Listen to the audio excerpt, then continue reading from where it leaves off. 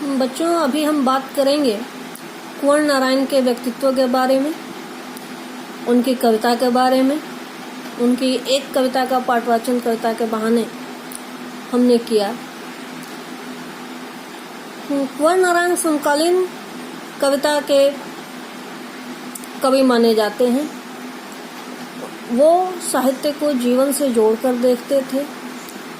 उनका काव्य जीवंत दिखलाई पड़ता है और वे यथार्थ के धरातल पर ही अपनी संभावनाएं व्यक्त करते थे। उन्होंने खड़ी बोली का प्रयोग किया और गर्व से ढकी हर प्राचीन किताब खोलने की बात करने वाले कुंवर नारायण ने हमेशा सृजन कर्म में अपने कविता कर्म को प्राथमिकता दी। हालांकि उन्होंने फिल्मों में समीक्षा, दूसरी कलाओं पर समीक्षा, लेखन, चिंतन परक लेख, कहानियाँ, सिनेमा सभी कुछ किया, उन पर समीक्षाएं लिखी। पर याद रखिएगा, यह बात ध्यान में हमेशा रखना है कि उन्होंने प्राथमिकता हमेशा कविता को दी। नई कविता के दौर में जब प्रबंध काव्य का स्थान प्रबंधत्व का दावेदार लंबी कविताएं लेने लगी, प्रबंध काव्य की जगह जब उसका स्थान लंबी कविताएं लेने लगी, तो कुंवर नारायण ने उस समय आत्मजयी जैसा प्रबंध काव्य रचकर भरपूर प्रतिष्ठा हासिल की। आत्मजयी का यह रचनाकार 19 सितंबर 1927 को इस धरती पर अवतरित हुआ था और उन्होंने चक्रव्यूह, परिवेश, हम तुम, आमने सामने, कोई दूसरा नहीं, इन दिनों, आकारों के आसपास और आज से पहले, मेरे साक्षात्कार जैसी कई रचनाएं हिंदी साहित्य जगत को दी। इनके प्रमुख पुरस्कारों में साहित्य अकादमी पुरस्कार, आसन पुरस्कार, व्यास सम्मान, प्रेमचंद पुरस्कार, लोहिया सम्मान और कबीर सम्मान आदि हैं।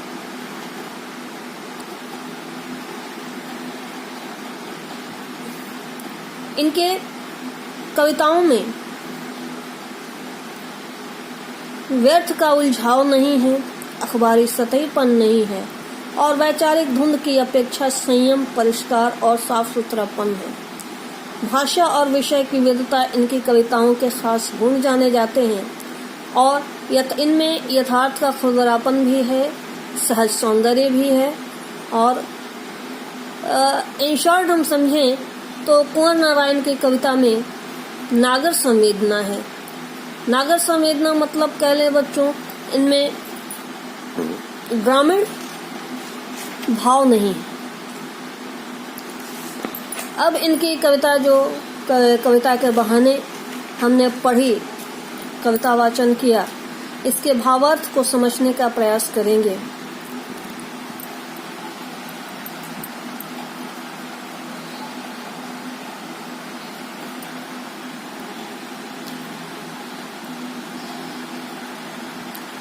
पहला अवतरण है, कविता एक उड़ान है चिड़िया के बहाने, कविता की उड़ान भला चिड़िया क्या जाने। बाहर भीतर इस घर उस घर, कविता के पंख लगा उड़ने के माने, चिड़िया क्या जाने। यहाँ पर कवि ने चिड़िया और कविता की तुलना करते हुए कविता को चिड़िया के उड़ान से ऊपर माना है। चिड़िया काफ़ी ऊंचा उड़ती है, उसकी उड़ान काफ़ी है, लेकिन चिड़िया के बहाने कहने का मतलब है कि चिड़िया पर कविता करने के बहाने कवि एक लंबी उड़ान बढ़ता है कविता के बहाने और उस उड़ान को चिड़िया नहीं समझ सकती, क्योंकि कवि की कविताओं में कल्पना शक्ति बहुत तीव्र होती है और वह कल्पना की उड़ान चिड़िया नहीं समझ सकते। जितनी ऊंची उड़ान चिड़िया की होती है, उससे भी कहीं ज़्यादा ऊंची उड़ान कविता की होती है। इस तरह हम समझेंगे कि चिड़िया की उड़ान की एक सीमा होती है, जबकि कविता की उड़ान की कोई सीमा नहीं होती। वह अत्यंत तीव्र गति से उड़ती है और सारी सीमाओं को, देश काल को से मुक्त होती है। दूसरा अवतरण है, कविता एक खिलना है फूलों के बहाने, कविता का खिलना फलाभूप फूल क्या जाने। बाहर भीतर इस घर उस घर, बिना मुरझाए महकने के माने, फूल क्या जाने। बच्चों, फूल अपनी सुगंध के लिए बहुत प्रसिद्ध हैं। उनका सुगंध चारों तरफ, सुवास चारों तरफ फैला होता है। लेकिन जब कविता की बात आती है तो कविता भले ही फूलों के बहाने, उनकी सुगंध के बहाने वो भी खिलती है, कविता फूलों के बहाने वह भी खिलती है, लेकिन कविता का खिलना फूल नहीं समझ सकता। बाहर भीतर, अंदर बाहर, यहाँ वहाँ, जहाँ तहाँ उसकी महक, उसकी सुगंध, उसकी सुवास फैलती है और वह फूल नहीं समझ सकती। क्योंकि फूल तो जहाँ होता है, जहाँ भी फूल पेड़ पौधा होता है उसके आसपास का ही होता है, उसके आसपास की जगह ही सुगंधित होती है। लेकिन कविता जब खिलती है, उसकी सुगंध, उसकी सुवास जब फैलती है, उसकी महिमा जब चारों तरफ फैलती है, देश काल की सीमा से पार होती है, तो वह सब जगह जाती है, वह किसी एक दायरे में बंद कर नहीं रहती। इसलिए और दूसरी चीज है कि फूल तो 1-2 दिन बाद मुरझा भी जाते हैं, पर कविता बिना मुरझाए महकती है और इस चीज को फूल नहीं समझ सकते। विचार और कल्पना फूल की भांति ही खिलते हैं, लेकिन एक निश्चित समय के बाद फूल मुरझा जाता है, पर कविता कभी नहीं मुरझाती। आप समझ सकते हैं कि कितनी ही पुरानी कविताएं, तुलसीदास हो, सूर हो, कबीर हो, इनकी लेखनी आज भी हमारी जुबान पर सर चढ़कर बोलती है, हमारी आवाज़ में होती है, हमारी सोच में होती है। लेकिन उस समय का क्या फूल जो खिला हुआ है आज तक हमारे पास है? नहीं है। फूल का खिलना महज 1-2 दिनों की बात होती है, लेकिन कविता का खिलना हमेशा के लिए होता है, क्योंकि कविता हर काल में अपना सुवास सब जगह फैलाती है। अंतिम अवतरण है बच्चों, कविता एक खेल है बच्चों के बहाने, बाहर भीतर इस घर उस घर, यह घर वह घर, सब घर एक कर देने के माने, बच्चा ही जाने। यहाँ जिस तरह बच्चे में सहज सुलभ भावनाएं होती हैं, वह द्वेष रहित होता है, ईर्ष्या रहित होता है, और उसके लिए न अपना घर होता है न पराया घर होता है, उसके लिए सारे घर अपने होते हैं। देखते हैं ना छोटे बच्चों को, सब घर घूमाते हैं, उन्हें ये पता नहीं होता कि ये मेरा है या उसका है, क्योंकि उनमें बड़ों जैसा सहज ज्ञान नहीं होता, बाल सुलभ स्वभाव होता है। ठीक उसी तरह कविता भी है। कविता भी यह नहीं देखती कि इसको नहीं देना, उसको नहीं देना, इसके पास नहीं जाना। वो जो भी पढ़ता है, जो भी सुनता है, वो सबके मन को असर करती है। और इस तरह कवि ने यहाँ पर बच्चे की तुलना कविता से की है कि कविता और बच्चा दोनों बिल्कुल एक समान हैं। दोनों के सौंदर्य की सीमा होती है। जिस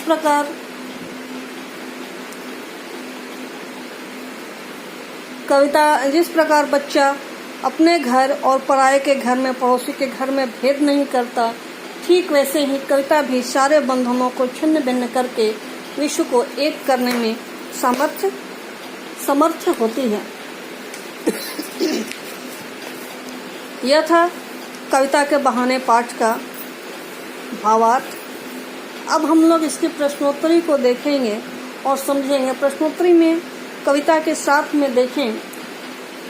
पहला प्रश्न है कविता के साथ का, इस कविता के बहाने बताएं कि सब घर एक कर देने के माने क्या है। तो जैसा कि हमने भावार्थ में देखा बच्चों, सब घर एक कर देने के माने का अर्थ यह है कि बच्चे के मन में कोई भेदभाव नहीं होता। जैसे आप देखिए कि आप बच्चे को कोई भी गोद में लेता है, वह उछालता है, उसको बच्चा मुस्कुराता है, क्योंकि उसके अंदर एक सहज विश्वास होता है। वह सोच भी नहीं पाता कि सामने वाला हो सकता है कि हमको गिरा दे, ऊपर उछाला तो उसको फिर हमको नीचे छोड़ दे, मुझे पकड़े नहीं। लेकिन बच्चों ऐसा नहीं होता। बच्चों के मन में एक सहज विश्वास जिस तरह से होता है, भेदभाव की कोई भावना नहीं होती, स्वार्थ द्वेष की कोई भावना नहीं होती, इसी तरह कविता में भी कोई भेदभाव नहीं होता, कोई स्वार्थ नहीं होता। इसलिए इन दोनों में यह चीज़ें समान हैं। इनके लिए न भाषा की सीमा है और न ही घर की सीमा। भाषा की सीमा नहीं, अंदर के मतलब मन का भाव है। मन का भाव जिसके पास है, कविता उसके पास। दूसरा प्रश्न है बच्चों, उड़ने और खिलने का कविता से क्या संबंध है? उड़ना और खिलना ये दो शब्द हैं। उड़ना चिड़िया के लिए हम लोग यूज करते हैं, पक्षियों के लिए, और खिलना फूलों के लिए। लेकिन कविता में ये दोनों चीजें हैं। कवि के अनुसार कविता पंख लगाकर कहीं भी उड़ सकती है अपने विचारों से, भाव से। उसके लिए कहीं कोई सीमा नहीं है, परंतु चिड़िया की सीमा है। और इसी तरह फूल का खिलना भी, फूल खिलता है और 2-3 दिन में मुरझा जाता है। लेकिन कविता का खिलना हमेशा के लिए होता है, वह सार्वकालिक होता है। और कविता जिस तरह फूल खिलकर सबको मन मुग्ध कर देता है, सबका मन मोह लेता है, ठीक उसी तरह कविता भी सबका मन मोह लेती है। तीसरा प्रश्न है, ध्यान से सुनिएगा, कविता और बच्चे को समानांतर रखने के क्या कारण हैं? अभी हमने पहले प्रश्न में भी कुछ देखा, भेदभाव की सीमा नहीं है, भावार्थ में भी समझा कि उनमें कोई सीमा नहीं होती और बच्चे भी सीमाहीन होते हैं। और यह कविता शब्दों का खेल है और बच्चे का भाव का खेल है, ठीक है। इनमें दोनों ही सीमा रहित होते हैं और इसी के कारण कवि ने कविता और बच्चों में एक समानता रखी है, एक समान समझा है। चौथा प्रश्न है, कविता के संदर्भ में बिना मुरझाए महकने के क्या माने हैं?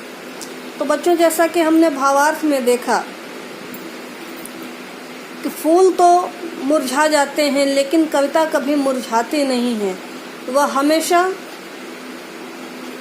एक समान होती है, सार्वकालिक होती है, सब जगह। अगर किसी कविता का अर्थ, जैसे हमने पुरानी कविताएं पढ़ी, पुराने समय की कविताएं पढ़ी, आज की कविताएं भी पढ़ेंगे, तो मन के भाव जो हैं हमेशा सब जगह एक जैसे होते हैं, हर काल में एक जैसे होते हैं। जैसे हम समझ लें कि अगर 10 साल का बच्चा है या 16 साल का बच्चा है या 40 साल का व्यक्ति है, हर उम्र में, हर दौर में सबका भाव एक जैसा रहता है, भावनाएं एक होती हैं। इसलिए यहाँ पर कहा गया है भावनाएं कभी मुरझाती नहीं हैं, जबकि फूल मुरझा जाते हैं। इसलिए कविता हमें सदैव महक और ताजगी प्रदान करती है। इस तरह से बच्चों, आज का कविता के साथ के प्रश्नोत्तरी समाप्त हुए। इसके बाद जैसे ये कविता हमने पढ़ी और इसमें देखा कि कविता चिड़िया हो या फूल हो, सबसे ऊपर जो है बच्चों के रखा। बच्चा भी एक इंसान है, मानव सबसे सुंदर है। इसी तरह की कुछ पंक्तियाँ पंत जी ने भी, पंत जी मतलब सुमित्रानंदन पंत ने भी कही। सुंदर है सुमन विहग सुंदर, मानो तुम सबसे सुंदरतम। ईश्वर ने जो सबसे अच्छी कृति बनाई, अपनी प्रकृति को तो बहुत ही सुंदर बनाया, लेकिन सारी चीज़ों में सुंदर और सबसे सुंदर मनुष्य है। मनुष्य से ऊपर कोई नहीं। इस तरह से बच्चों और भी बहुत सारी कविताएं हैं। जब हम मिलान करेंगे, पढ़ेंगे, समझेंगे, तो बहुत सारी कविताएं इस तरह के मिलेंगे जिसमें यह बताया गया है कि मानव से सुंदर, मानव से सहज कोई नहीं, ईश्वर की कोई भी कृति नहीं। अगले वीडियो में हम लोग कुंवर नारायण की ही दूसरी कविता बात सीधी थी पर देखेंगे। आज के लिए इतना ही। धन्यवाद।